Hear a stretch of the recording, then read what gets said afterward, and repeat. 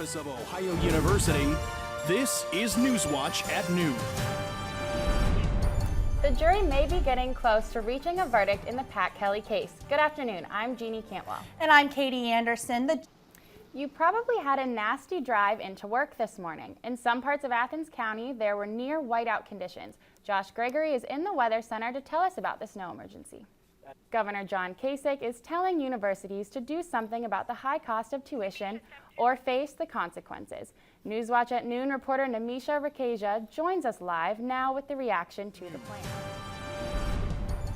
Snow continues to fall in Athens County. Good afternoon, I'm Jeanne Cantwell. And I'm Lauren Lippert. We're under a level 1 snow emergency in Athens County.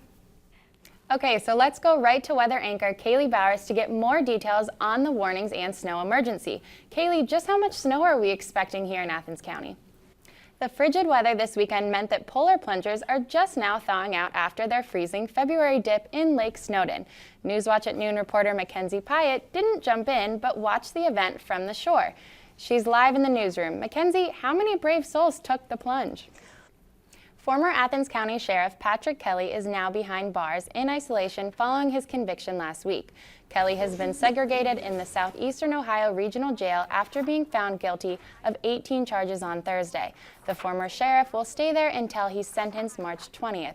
Kelly could get up to 25 years in prison. In the meantime, the Athens County Commissioner needed to appoint Kelly's replacement. The commissioner reappointed Rodney Smith. The Athens Messenger reports that the commissioner appointed Smith last March as acting sheriff after Kelly was suspended. He was appointed again on Friday. Kelly's sentencing will be announced on March 20th. Another county sheriff deputy will go to trial in May for a 30-year-old murder. Former Washington County Sheriff's Deputy Mitchell Rubel is accused in the death of another deputy. Rubel pleaded not guilty to murder in the shotgun slaying of a deputy lieutenant in February of 1981. Law enforcement discovered Rubel had a rifle and explosives while executing a search warrant last year. Rubel also pleaded not guilty to possession of explosives. Renewing your vehicle registration could become as easy as going to the grocery store. Supermarkets in Cleveland, Cincinnati, and Columbus will have a self-service kiosk in the coming weeks. People can swipe their driver's license and credit card to get their vehicle registration stickers. If the program is successful, more kiosks will pop up around the state. Governor Kasich proposed an increase in the severance tax rate.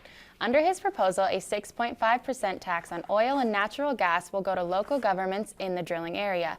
The rest will support the income tax break that Kasich plans to give Ohioans. The reasonable increase will leave room for drillers and Ohio families to profit. A severance tax package included by Kasich will eventually raise about $180 million per year. Almost a dozen Ohio wind farm projects certified by the state are on hold now. The change means power companies don't have an incentive to buy electricity from wind farms and hurts their financing. The state is also delaying its renewable energy targets by 2 years. A new law also requires turbine blades to be at least a quarter mile from the nearest property line. It has been so freezing recently. I know, when I came in this morning it was so cold, but I think what I'm really worried about is the snow. Yes. Kaylee Bowers let us know what to expect. And that does it for our broadcast this hour. For Jeanne Cantwell, Kaylee Bowers, and Justin Holbrook, I'm Lauren Lippert. Tomorrow on Newswatch at Noon, we'll have all the details of tonight's City Council meeting. And tune into Newswatch tonight for continuing coverage of the weather emergency at 6:30 right after Hardwood Heroes. Have a great day. I spoke with Michaela earlier, and they're hoping to have about 60 appointments, so we really hope more people turn up for the blood drive. As you can see behind us, the blood drive will be starting in about an hour. They're going to start setting up, and I am here with club member Michaela Hall, and it's been extremely cold, Michaela, the past couple of days. How has that affected the turnout of the blood drive? Well, for February, over the country, they've had about 500 cancellations, and that's affected OU too. With the colder weather, we see less people coming in. Luckily, we've made our goals for the past couple of days, so hopefully we do today too.